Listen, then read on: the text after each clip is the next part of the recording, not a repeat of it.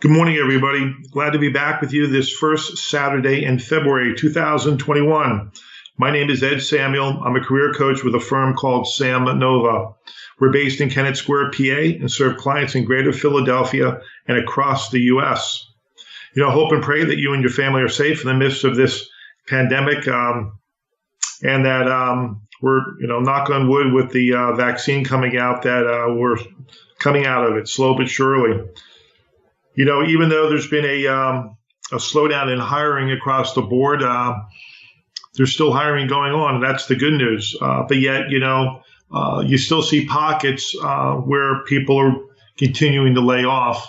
A major bank in Philadelphia just announced, I think, 50 plus branch banks closing. So you still have, companies and organizations across the board reeling from the effects of the pandemic, and we'll see more of it. But at the same token, like I said, companies are still hiring. In January alone, we had six of our clients post testimonials to my LinkedIn page.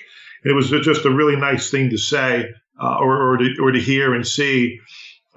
Because of some successes that are happening in spite of the pandemic. One person, a vice president of finance, landed a role in northern New Jersey. He was at it for a while, but he really focused on broadening his network and got really good at knocking on doors. We had a financial analyst land a job in Atlanta.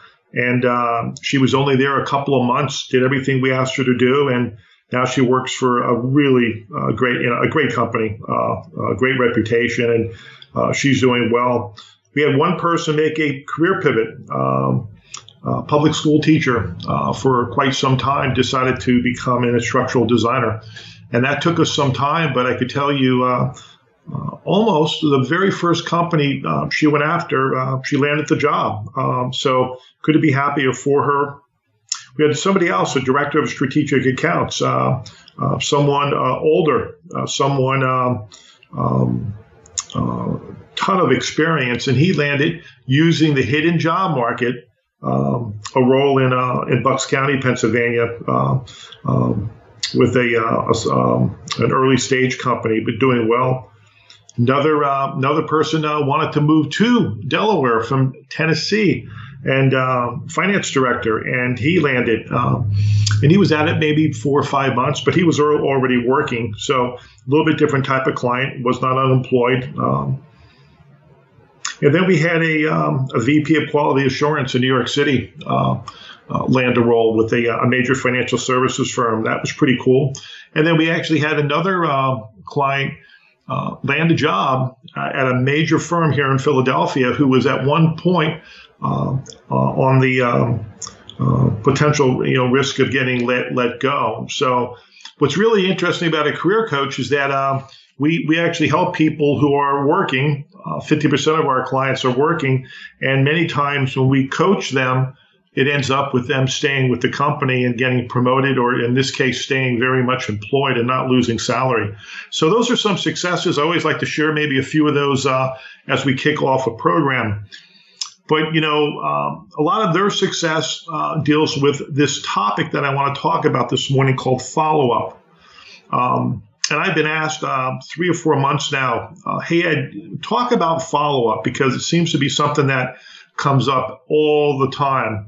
And when it comes to the art of follow-up, it crosses all planes, right? It's not just people in job search. You could be running a company. You could be in sales. You could be in customer service. Really, it touches, every aspect of what we do, even project management, and all aspects of our personal life, right? But this morning, I really want to touch on follow-up within the context of optimizing your career, and especially if you're in job search, because this is what comes at our firm and me as a coach all the time with clients. So let's talk about when should you follow up, and I want to frame it, and I think I want to just touch on 8 different areas. where follow-up becomes important. And then we'll go into each of those areas with a little more detail to try to understand what to do and how to do it. But, if you apply for a job, nothing happens. Should you follow up? Well, my opinion, you bet. And I kind of use a rule called the 5-day rule. After 5 days, you better be following up with somebody, ideally the hiring manager. Even if it's a third-party recruiter, you apply for a job, follow up. Now, maybe you've had an HR screening. Maybe it's a third-party recruiter screening. And then nothing happens. A week goes by, weeks go by, a month goes by. There's another case. You need to follow up. What happens if you have an interview, first or second round, whether it's a Zoom, whether it's a face-to-face, with a hiring manager, and then nothing happens for a week, weeks, a month? Do you follow up? You bet. And even if there's somebody in HR, an internal recruiter, kind of leading the effort, then follow up with them, him or her. But there's a case where you need to follow up. Now, what about if you're attacking the hidden job market? Something that, we specialize in, and something I'm a big fan of, because 40% of our clients to date over the last 15 years have landed a job because of the hidden job market. Nothing to do with publicly posted positions. But then when you attack the hidden job market, your goal is to reach out to potential hiring managers, potential influencers, decision makers, and it's tough work, but do you have to follow up? You better believe it, because if you're going to reach out to somebody that you don't know, you better have a lot more touch points than just, one email or one LinkedIn message or even one voicemail. So that's another area to follow up on. Now, what happens if a third-party recruiter you're working with submits you to a firm? Then after 5 days, a week, nothing happens. Well, again, that 5-day rule should kick in, and maybe for third-party recruiters, I could say, let's give them 10 days. But in the end, you really want to follow up with them to say, hey, you submitted me, now what's happening? And with third-party recruiters, you could press them a little harder. Hey, give me a truthful answer. Is something on hold? Am I a candidate? Am I not a candidate? But follow up with that third-party recruiter. So here's another one. Let's just say you made it through the whole cycle. We're going to put together an offer for you. Then nothing but crickets. A few days, a week, even a month. Now, without saying names, there's a couple of very large firms, let's just say in the chemical industry, notorious for committing to a job offer verbally to people, not just my clients, to other people, and then just stop all communications. It's so sad when you see that happen. Not even the courage, not even the commitment to go back and let you know what's going on. But should you follow up, you better believe it, with both guns a-blazing in that example. Now, here's another one. You're at a networking event.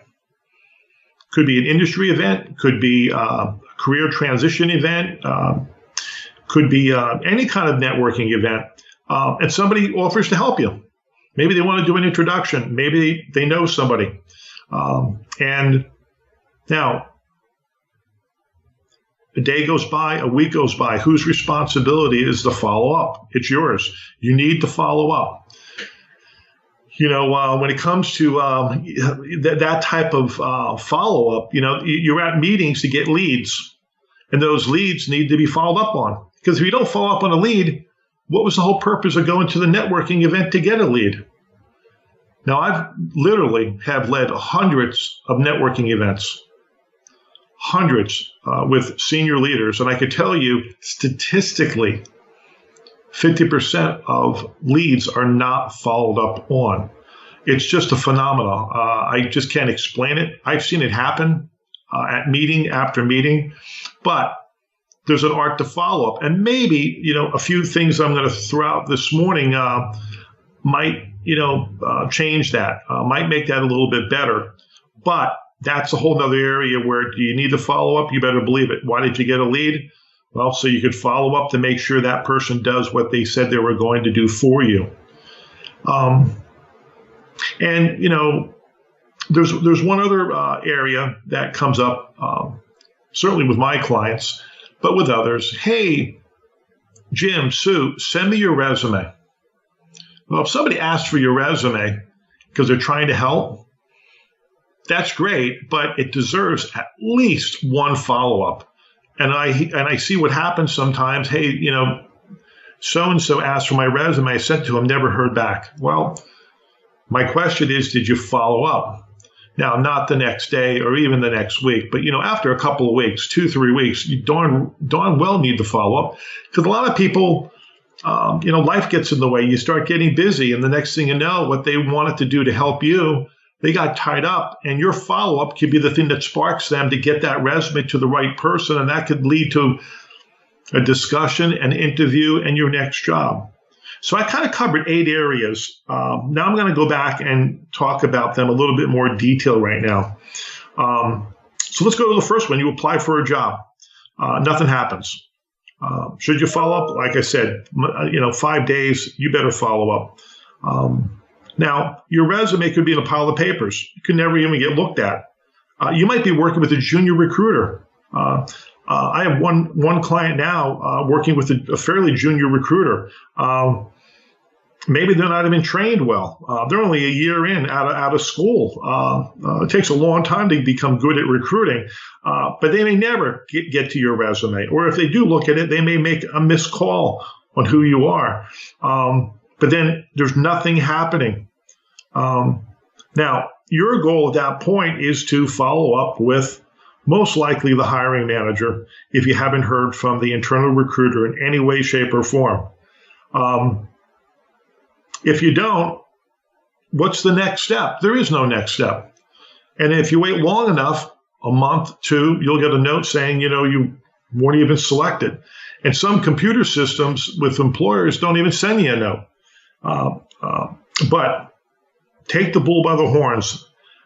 If you apply for a job, 5 days, 7 days, whatever, in that arena, if nothing happens, it's up to you to follow up. Go figure out who the hiring manager is and go knock on their door. If it's a third-party recruiter, same thing. You've submitted your application to a third-party recruiter. What I've had people do in the past is follow up. Well, how do I follow up, Ed? Well, call the third-party recruiting company. Ask which recruiter's working that job. Ask for them by name. Leave them a voicemail. You need to follow up, and there's ways to do that. And again, if you don't do it, then nothing happens, right?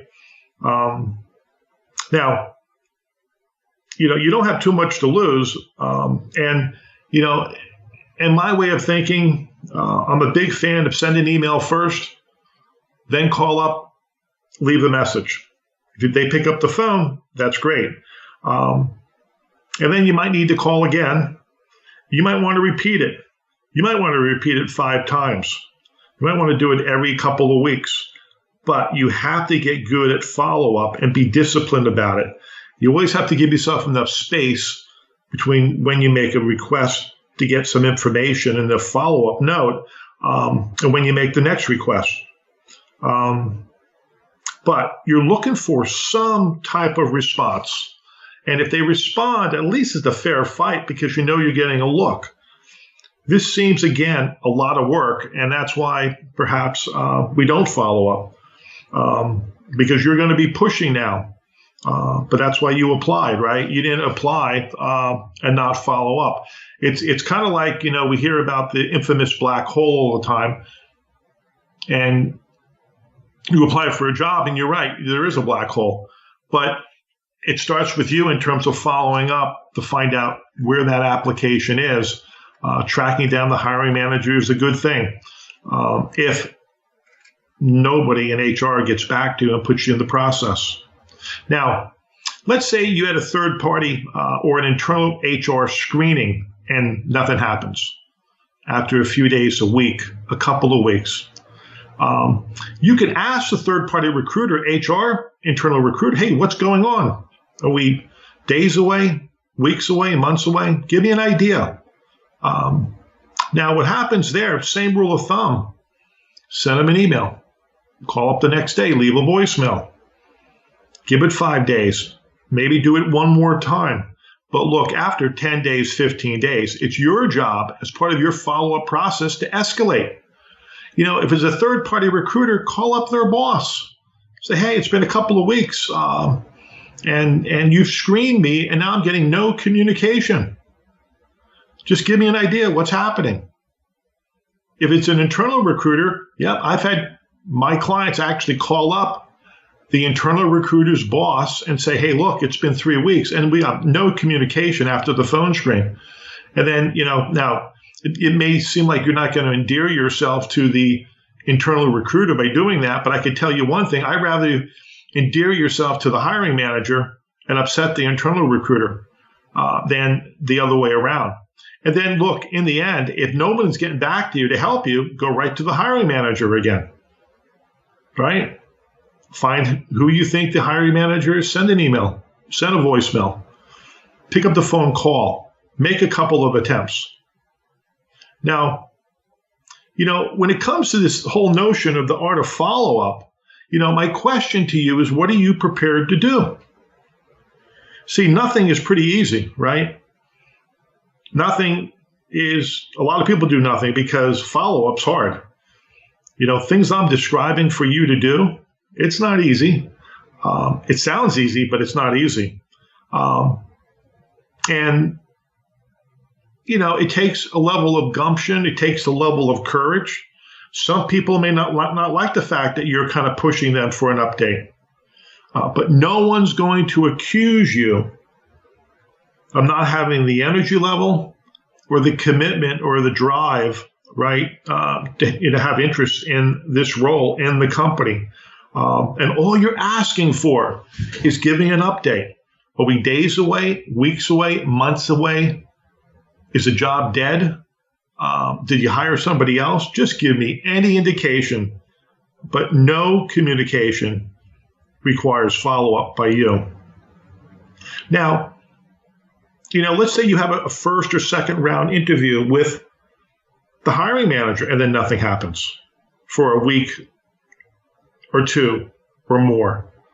Well, if you're working with an HR recruiter, same rules apply. Go to the HR recruiter who's kind of facilitating and press them. But, after 5 days, 10 days, and that HR recruiter that's facilitating the process doesn't get back to you, go right to the hiring manager, the very person you interviewed with, and be relentless. Again, email, phone call, wait a couple of weeks, and then push again. I even say that, look, if the hiring manager doesn't get back to you, go to the hiring manager's boss. Look, what do you have to lose? But, you do nothing, it can have its own reward. Or you do something, at least you're going to get heard. You're going to get looked at. You're going to get acknowledged. And maybe, just maybe, it's the thing that differentiates you from all the other candidates who don't call because they don't follow up. Now, just remember, and it's for a much longer discussion, but if you're attacking the hidden job market, just remember there's a rule of thumb when you attack the hidden job market and you're going after people that you don't know. And for those people listening who are in sales, you know this well. But, if you only touch a person once or twice, the probability of you getting looked at is less than 5%. In fact, I've seen a statistic recently that said it's less than 2%. And so if you flip somebody one email, the chance of them, maybe acknowledging you, seeing you, it might be less than 2%, or responding to you is less than 2%. You might have to touch them at least 5 times. And I've read another statistic that says if you touch a person at least 5 times, now you have a 50% greater chance of somebody actually giving you a good look. Now, what I want to do is I kind of want to, you kind of got a theme in terms of what I'm getting at here. In every one of these areas, the 8 areas, you need to do some type of follow-up. And I'm going to try to summarize what I think you need to do when it comes to the art of follow-up. So the first thing is I want you ask yourself the question: what are you prepared to do? I don't care, where you are in any one of these processes, whether you're waiting on a lead to help you in a networking event, a third-party recruiter submits you, you were at an interview, you've applied for a job, you even had a job offer, and now you're just waiting and waiting and waiting. The question you have to ask you, what are you prepared to do? And my answer is, doing nothing is easy. Follow-up takes courage. Get into this mode of picking up the phone. Now, again, follow-up's hard work. It's not easy, but you're going to push yourself into the center. And that whole theme of email, call, wait a little bit, give some breathing room, email, call, wait a little bit. Don't escalate prematurely. Be thoughtful, but follow up. One thing that you need to do is track all your leads. Everything I'm talking about, make sure it's on some form of an Excel, because it's really hard to follow up if you lose control of the entire process. I talked to people who said, well, I have so many leads, I don't even know where they're at. Well, you're not going to follow up on most of them because you've lost control. It's really hard to do what I'm suggesting and this art of follow-up if you don't have some type of a listing. Okay, when was this sent? How many days have gone by? And when have I did this? When have I sent that email? When have I made that voicemail? When have I made that phone call? When have I followed up, and when shall I follow up next? Because I'm looking for an answer. Now, another art of follow-up is this. HR does not rule the roost. Either does a third-party recruiter. And when they go dormant on you in all forms of communications, you up the ante and you go right after the hiring manager as your follow-up strategy. Yep, you can do that. If you reach out once, twice, 3 times, 2, 3 weeks go by, all bets off. But never have an internal HR person tell you can't talk to a hiring manager. That's just flat out wrong, especially if they stop communicating. I had one client one time where we followed this to a T. Okay, we went right after the hiring manager. We had talked to the hiring manager. Guess what happened? The internal recruiter quit. They quit 3 weeks ago. That's why they weren't getting it. That's why no one's getting back to our client, and they had to put the whole job on hold. They had to start the process all over again. But at least we were still in the running. But we would never have known if we weren't following up. Now, one art of follow-up goes, kind of boils down to this one principle that will save you a ton of time. And this is the principle. No matter where you are in any of these processes that I talked about, any of these 8 areas, except for when you apply for a job online, you never really know what's going to happen with that one. But I'm saying all the others, the other 7, ask the question, what's the timing and next steps? Give me a ballpark. Are you a few days away? Is it a week, a month? Just give me an idea. And then based on that answer, you kind of drive your follow-up strategy based on what they say to you. And a lot of times a mistake is made. We never ask that question at the end of an interview, at the end of a discussion, and then we're kind of stuck. Well, what should we do? I haven't heard anything. Maybe I'm not a candidate any longer. Well, if you have an idea what the time frame is, then you can work around that. Last thing, don't be disrespected in the process, especially when you're interviewed. The ultimate disrespect is when you get interviewed and then you get crickets. You get nothing. It's unacceptable at every level. But then I'll close with this one point in the art of follow-up. Always keep it positive. And I know it's hard. Always show high energy. And I know it's hard.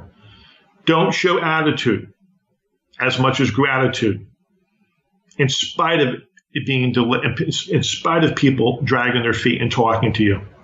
And show interest and true desire in that job, in that company, and moving forward to garner the answer. And the better that you can do that, the more likelihood they're going to get back to you. So hopefully you got a few more tips on maybe this whole notion of follow-up, and what you can do and how you need to think through it. So we're just about out of time. So, for those new to our program, I did publish my first book at the end of 2019 called Optimize Your Resume, Do's and Don'ts, the Sam Nova Way. It's available on our secure website, and you can also pick it up on Amazon. If you do go to our website, we'll also pick up the shipping costs. Our website is www.sam, like Uncle Sam, S-A-M, Nova like the star, NOVAINC.com, right? SamNovaINC.com, but you got to put the 3 W's ahead of that. We've gotten over 400 positive comments on the book to date and growing. If you go to our website, you can also look at the events where I'll be speaking next. I'm actually speaking. I just got asked to speak in two more places in February. So it's been exciting getting a chance to talk to people from around the country and around the region. If you're not connected with me on LinkedIn, I have 24, approaching 25,000 direct connections. Connect with me. So again, please join us on our next program. It's going to be Saturday, February 20th at 8 a.m. This is Ed Samuel, career coach with Sam Nova. If you'd like to reach us by phone, call us at 610-274-8214. Make it a great Saturday, and wishing you and yours a great day and weekend, and God bless.